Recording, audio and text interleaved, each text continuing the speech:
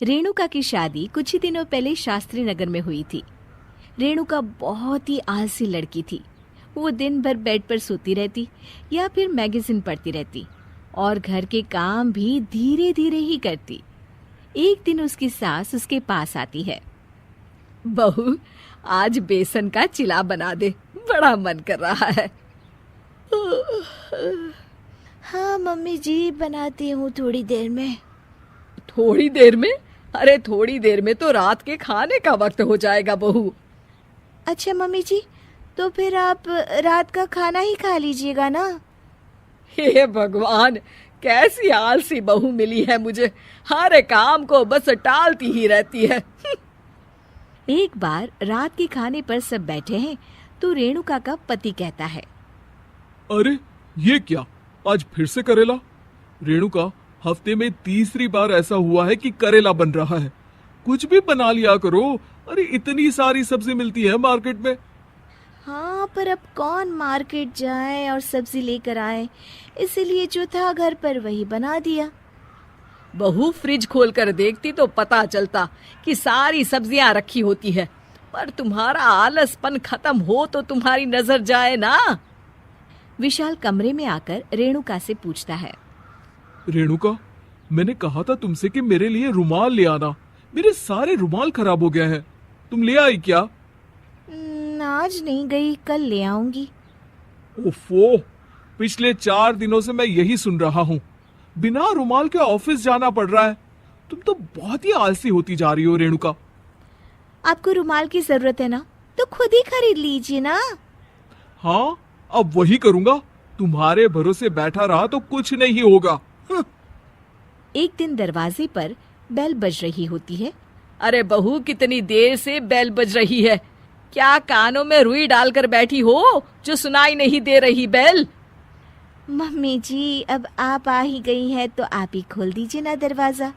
क्यों मुझे ताना मारकर और देर कर रही हैं? अरे वाह, उल्टा चोर को तवाल को डांटे। सास दरवाजा खोलती है तो उसकी पड़ोसन दरवाजे पर खड़ी होती है। दरवाजा खोलने में इतनी देर क्यों हो गई? सब सो गए थे क्या? और ये भी कोई वक्त है क्या सोने का? हाँ?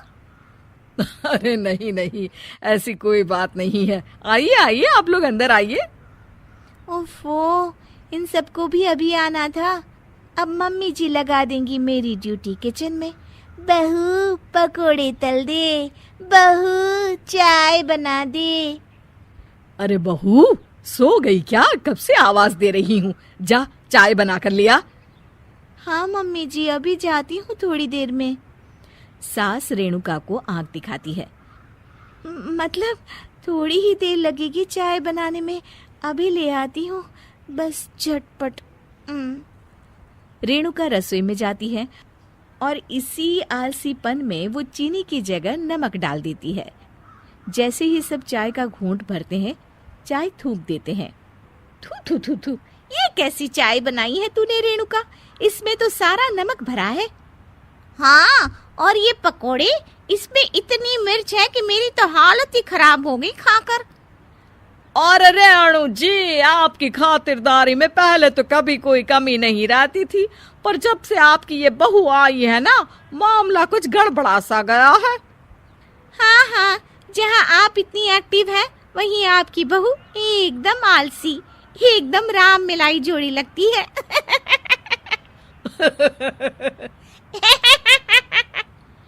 अच्छा जी, चलते हैं अब। नमक वाली चाय पिलाने के लिए बहुत बहुत शुक्रिया। सब वहां से चले जाते हैं। अरे तूने तो मेरी नाक ही कटा दी बहू। वे लोग क्या सोच रहे होंगे मेरे बारे में? मम्मी जी, मैंने तो शक्कर ही डाली थी, पता नहीं नमक कैसे बन गई शक्कर। शक्कर नमक नहीं बना बहू रानी, तुम्हारा ये जो आलसपना है ना, ये उसी का नतीजा है। सॉरी मम्मी जी, अब मैं ये आलसपन छोड़कर सारे काम अच्छे से मन लगाकर करूंगी।